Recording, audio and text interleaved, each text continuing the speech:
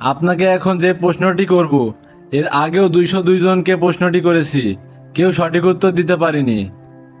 আর আপনি যদি সঠিক উত্তরটি দিতে পারেন তাহলে আমার পার্সোনাল অ্যাসিস্ট্যান্ট পদে চাকরিটা আপনার। জি স্যার, আপনি তাহলে প্রশ্নটি করেন। আচ্ছা, মনে করেন কোনো এক ঝড়ের দিনে আপনি আপনার গাড়ি ড্রাইভিং করছেন। আপনি একটি বাস স্ট্যান্ড অতিক্রম করার সময় দেখলেন 3জন লোক দাঁড়িয়ে আছে। প্রথমজন হচ্ছে আপনার গার্লফ্রেন্ড, যাকে কিনা আপনি মন প্রাণ দিয়ে ভালোবাসেন এবং সারা জীবনের জন্য কাছে পেতে চান। আর দ্বিতীয়জন হচ্ছে আপনার খুব কাছের বন্ধু, যে কিনা দুইবার আপনার জীবন বাঁচিয়েছিল। আর তৃতীয়জন হচ্ছে এক বৃদ্ধা মহিলা, যে কিনা খুবই অসুস্থ দেখাচ্ছিল। এমন সময় আপনার গাড়িতে শুধুমাত্র একজনকে বসতে দেওয়া সম্ভব। এমন অবস্থায় আপনি কাকে বসতে বলবেন? স্যার, প্রশ্ন তো অনেক কঠিন।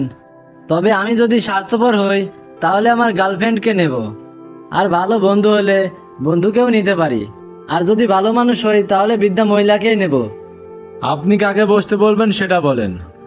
স্যারকে বলি বৃদ্ধা মহিলাকে নেব, তাহলে আমার চাকরিটা হয়ে যাওয়ার সম্ভাবনা বেশি।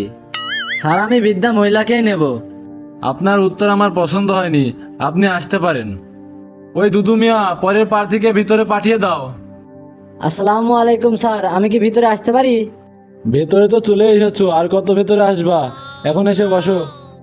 শুনেন, আপনাকে এখন যে প্রশ্নটি করা হবে সেই একই প্রশ্ন এর আগেও 203 জনকে করেছি, কেউ সঠিক উত্তর দিতে পারেনি। আপনি যদি সঠিক উত্তর দিতে পারেন তাহলে আমার পার্সোনাল অ্যাসিস্ট্যান্ট পদে চাকরিটা আপনার। ইনশাল্লাহ সঠিক উত্তর দেওয়ার চেষ্টা করব। স্যার, আপনি প্রশ্নটি করেন। আচ্ছা, মনে করেন কোনো এক ঝড়ের দিনে আপনি আপনার গাড়ি ড্রাইভিং করছেন।